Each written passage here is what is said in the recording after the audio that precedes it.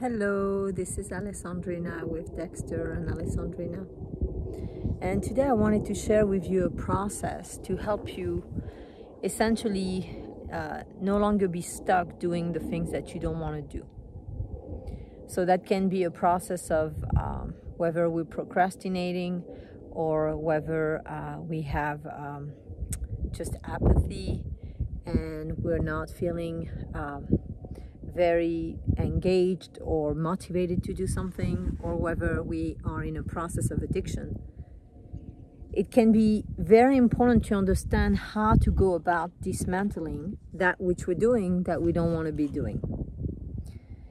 Because if we go to an extreme, if we try to motivate ourselves through self-judgment, through self-punishment, by really just being hard on ourselves, we may not really understand what has been driving the process of doing what we don't want to do, and then it might resurface, meaning it might not be fully integrated in our system, no longer to do it and to be aligned with doing something else. So first of all, when we're focusing on not doing something, we're not focusing on doing what we want to be doing. And so we're in the energy of not doing that something that we don't want to be doing. And so all of the aversion towards that, all of the pain associated with that is going to essentially keep us in a state of limitation, of judgment, of not feeling good with ourselves, of being self-punishing, self-critical. And that cannot help. It cannot help bring you into a state of alignment where you no longer do the things that are not serving you, and you are aligned with doing something else. So first, really breaking that pattern of focusing on what you don't want and the judgment that arises from that. And then once you've done that, really understanding comprehensively and accurately what it is that is essentially, when you're doing that, what are the consequences? What are the negative implications of that action? And not with judgment, not with punishment, simply assessing for yourself, evaluating. You can journal about it and understand, oh well, when I do this thing that I don't want to be doing, then all of these different things in my life come out of balance. I don't feel good about myself. I'm not in harmony within myself, and other areas of my life begin to also be affected negatively.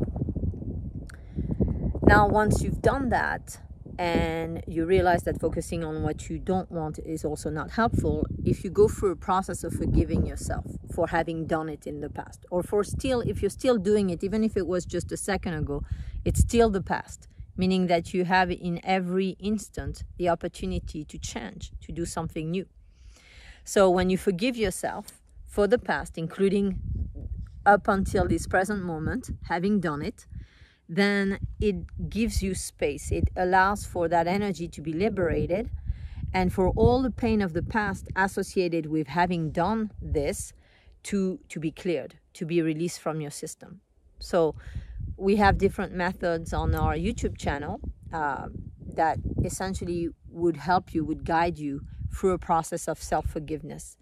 And when you apply these techniques, such as the forgive and forget, or for instance, the Ho'oponopono mantra, those are two really good techniques. If you apply those two, or any other method that you are resonant with, that will lead you to feeling like you've forgiven yourself, not just mentally, really energetically, emotionally, really clearing the energy of the pain that you were carrying. So then when you apply that process, you're going to feel more free, your body is going to be more open, you're going to feel like there's more room, more space for actually loving yourself, feeling good about yourself, and therefore making new choices. So as your energy shifts, when you're not focusing on what you don't want, you're not judging yourself, you're forgiving yourself, you've assessed, that it's not helpful, now you have the choice, having liberated all of this energy, to say, where do I want to put this energy? So if I didn't want in the past to do this, and I did it, and I forgive myself for this, and I see that it hasn't helped me, it's not what I want, and I'm patient with the process, I'm compassionate with myself, even if I do it again tomorrow, Even if I do it again the next second after having forgiven myself, I'll forgive myself again and again and again. And then I'll ask myself, what, and you'll feel when you do the forgiveness process for this thing that you want to no longer do, you'll feel more love for yourself. You'll feel more acceptance of yourself. And therefore, you'll be more aligned with doing something that is loving, right? We often do things that are not helpful and not loving because we're not loving ourselves. And when we forgive ourselves and we accept ourselves and we choose to love ourselves, then there's room for doing the things that are in alignment with that self-love. And so it becomes easier. And then we can assess by asking ourselves, what do I want to do? Where do I want to put that time, that energy that I now have available that is no longer used doing that thing that I didn't want to do? Where do I put that? And then really assessing for yourself, what is most fulfilling to you, what brings you the most joy, the most love, and noticing if there's any resistance to in your system to doing it.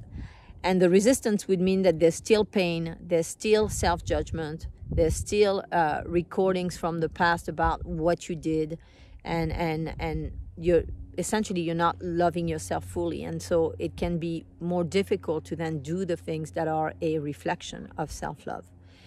You can apply once again the process of self-forgiveness, and you can also really just allow yourself to feel the energy of who you want to be, what you want to experience, the things that are meaningful to you, the things that are feeling fulfilling to you, and just allow yourself to be in that energy more and more of the time. And as you do that, you're now learning a new process. You're learning a new way of essentially making choices, and you're getting new results, and you're feeling better. And that's like, instead of being a vicious cycle, which was the cycle from before with the addiction or with the behaviors or the actions that were not what you wanted, now you have a virtuous cycle where you're essentially continuously enhancing and refining your process of loving yourself and doing things that are loving to yourself and that are supportive of more self-love and more joy and more fulfillment in your life. I hope this is helpful and that you can use this process whether you're working through clearing an addiction, whether you're working through essentially aligning yourself with new behaviors and new actions. Sending you lots of love.